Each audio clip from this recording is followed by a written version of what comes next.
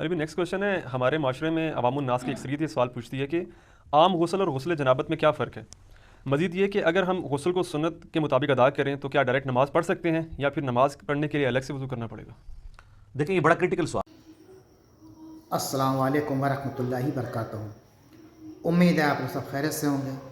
میں بھی الحمدللہ اللہ کا لاکھ لاکھ شکر احسان خیریت سے ہوں. اور انشاءاللہ جس ویڈیو پہ ریئیکشن دینے آ رہے ہیں انجینئر محمد علی مرزا صاحب کی یہ ویڈیو ہے اور ان کے چینل کا لنک میں ڈسکرپشن باکس میں دے دوں گا. آپ لوگ ان کے چینل کو سبسکرائب کریے گا اور میری ویڈیو کو یہ ہینڈ تک دیکھیے گا.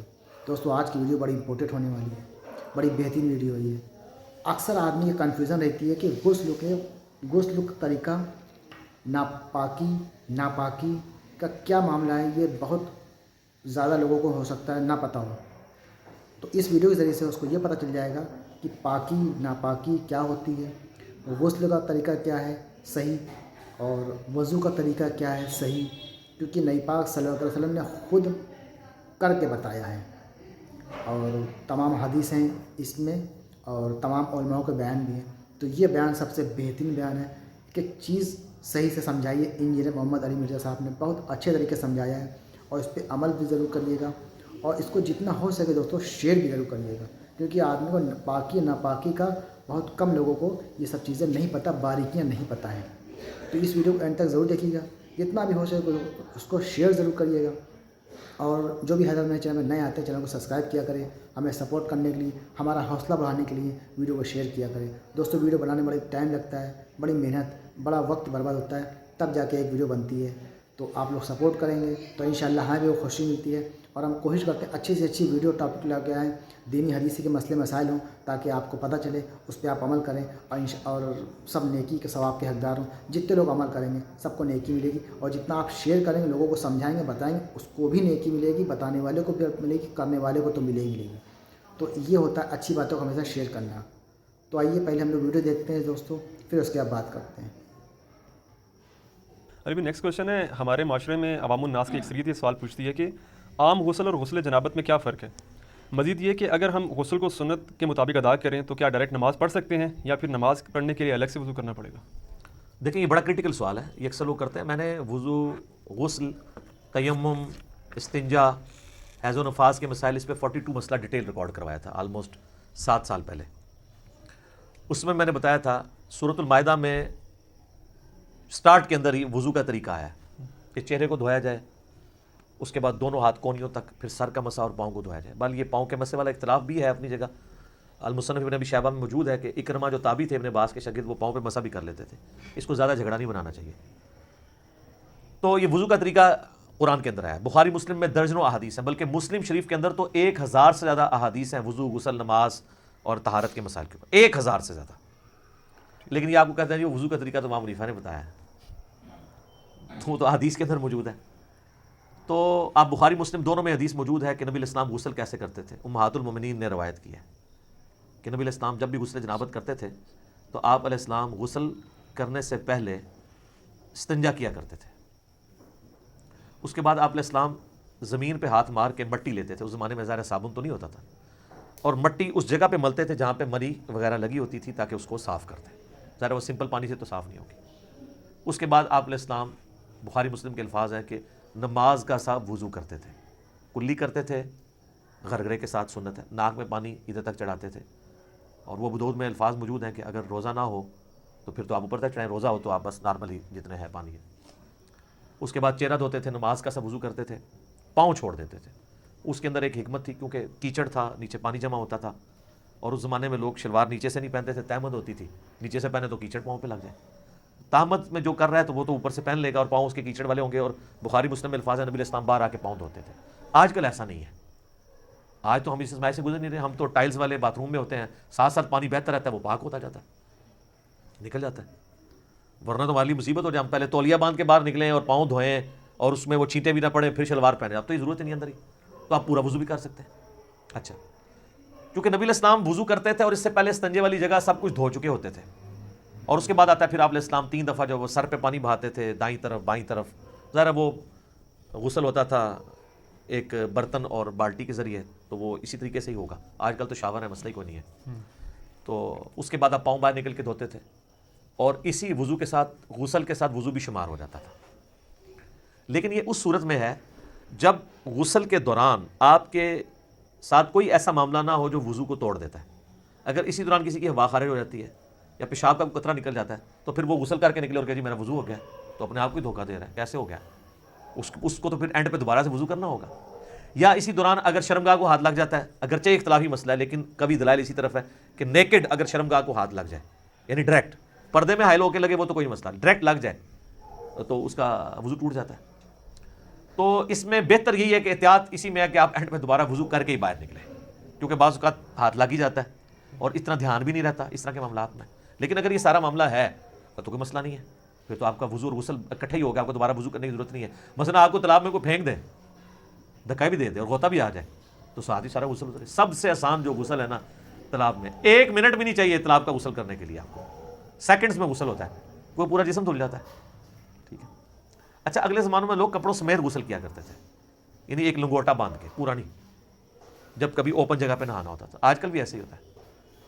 تو لیکن آج کل چونکہ باتھ روم ہے تو ہمیں ضرورت نہیں ہے. باقی دریا ایریا میں ابھی بھی آپ دیکھیں جوڑوں کے جو گیسٹ ہیں وہ لنگوٹا باندھ کے کر رہے ہوتے ہیں, تو نیچے وہ باندھنا پڑتا ہے, ادروائز تو پھر ظاہر ہے وہ شرم و حیا والا ایشو ہو جاتا ہے. تو پھر اگر ایسی صورتحال ہوگی تو اگر کوئی وضو کے توڑنے والی چیز نہیں ہوئی تو آپ غسل کے بعد آپ کا وضو شمار ہو جائے گا, غسل جنابت ہو جائے گا. کئی شادی شدہ لوگ ہیں ان کو بالکل غسل کا طریقہ نہیں پتہ, ٹھیک ہے, اور ان کو بالکل پتہ ہی نہیں. باقی رہا عام غسل بھی سنت کے مطابق ہی کرنا چاہیے. عام غسل ایسے کون سا ہوتا ہے, وہ تاری لانا ہے, گرمی دور کرنے سے, وہ غسل تو نہیں ہوتا, وہ تو خالی تاری لگانا ہے. ہر غسل سنت کے مطابق ہی آپ نے کرنا ہوگا. اگر عام غسل سے مراد آپ نے, صحیح بخاری مسلم میں حدیث ہے کہ جمعے کا غسل کیا جائے, اور مسلم میں الفاظ ہے کہ ہفتے میں 1 دن غسل کیا جائے, تو وہ سنت کے مطابق ہی کرنا ہوگا. یا عید کے اوپر غسل کرنا سنت ہے تو سنت کے مطابق ہی کرنا ہوگا. ٹھیک ہے. اسی طریقے سے میت کو غسل دینے کے بعد جب جسم پہ چھینٹے پڑ جاتے ہیں اور پھر آپ نے غسل کرنا ہے تو سنت کے مطابق کریں, یا اتنا حصہ بھی دھو لیں تو وہ بھی کافی ہے. وہ غسل والا حکم منسوخ ہو چکا ہے, اتنا حصہ بھی دھو لیا جائے کافی ہے. تو غسل جب بھی کریں سنت کے مطابق ہی کریں تاکہ آپ کی عادت نہ ٹوٹے. بل عام غسل آپ جس بھی طریقے سے کر لیں گے ظاہر ہے اس میں تو پھر کوئی ایسا ایشو نہیں ہے. آپ جب کر کے ازائے وضو پہ جب پانی بہہ جائے گا تو خود بخود آپ کا وضو ہو جائے گا, بشرطے کہ اس دوران کوئی وضو توڑنے والی چیزیں نہ ہوں. اسلامی بہنوں کے لیے میں عرض کر دوں کہ ان کے غسل میں فرق ہے. صحیح مسلم کے اندر موجود ہے کہ اما عائشہ کہتی ہیں کہ نبی علیہ السلام جو حالت حیض میں غسل ہے نا, اس میں ہمیں حکم دیتے تھے کہ ہم بالوں کا جوڑا بھی کھول کے, پورا کھول کے نا, جو بنائی ہوتی تھی آپ نے چٹیا, اس کو کھول کے غسل کریں. لیکن جو عام غسل ہے غسل جنابت, اس میں آپ کہتے تھے بس اوپر سے پانی بہا لو تو کافی ہے, کیونکہ عورت کے لیے تو تردد ہے, اس کی تو کئی بالٹیاں سر پہ ہی لگ جائیں گی. اس زمانے میں تو پانی بھر کے لانا بھی ایشو ہوتا تھا. آج کل والا صاحب تو نہیں اٹیچ بات ہے اور اوپر جو ہے وہ آپ کا شاور چل رہا ہے. تو اسی والے سے وہ سیدہ عائشہ کے پاس کچھ تابعین آئے بھی تھے, وہ مانتے ہی نہیں تھے کہ جی آدھی بالٹی سے کیسے غسل ہو سکتا ہے. تو عائشہ ان کے سامنے آدھی بالٹی لے کے گئی, پردے میں موٹے کپڑے میں, اس وقت ذرا اٹیچ بات کپڑے والے ہی ہوتے تھے. ٹوائلٹس گھروں میں نہیں ہوتے تھے, گھروں کی چھت پہ ہوتے تھے یا باہر زمین میں, لیکن باتھ روم تو گھر کے اندر ہوتے تھے, کیونکہ اس میں بدبو والا نہیں, پانی بہ جاتا ہے. وہ کہتے ہیں جی سیدہ عائشہ نے غسل کر کے دکھایا, بخاری مسلم میں آتا ہے. تو میں نے اس کو بھی جواب دیا تھا, وہ انہوں نے ان کے سامنے نہیں کیا, ان کا وہم نکالا ہے کہ دیکھو اندر ٹوٹی بھی کوئی نہیں ہے, میں یہ پانی لے کے جا رہی ہوں, اس سے غسل کر کے نکلوں گی. تو وہ ان کا وہم نکالنے کے لیے تھا. تو یہ غسل اس صورت میں شمار ہوگا, اس کے ساتھ وضو بھی, جب کہ وضو توڑنے والی کوئی چیز نہ ہو. تو ظاہر ہے اتنی احتیاط کے ساتھ. بعض لوگ تو بیچارے پوری احتیاط سے کرتے ہیں, اینڈ پہ جب وہ یعنی وہ کپڑے پہننے لگتے ہیں تو شرمگاہ کو ہاتھ لگ جاتا ہے, تو پھر 0 پہ آ گئے, جیسے 99 پہ سانپ کاٹ گیا نیچے آ گئے. تو بہتر یہی ہے کہ تسلی سے کر کے نکلیں, بعد میں آپ وضو کر لیں, اور اس میں کوئی غلوب والا شمار بھی نہیں ہوگا. ظاہر ہے کہ آپ اس اعتبار سے کر رہے ہیں. اچھا یاد رکھیے گا, ایک مجھے ضمناً آیا, لوگ پوچھتے بھی رہتے ہیں, غسل کن چیزوں سے ٹوٹتا ہے؟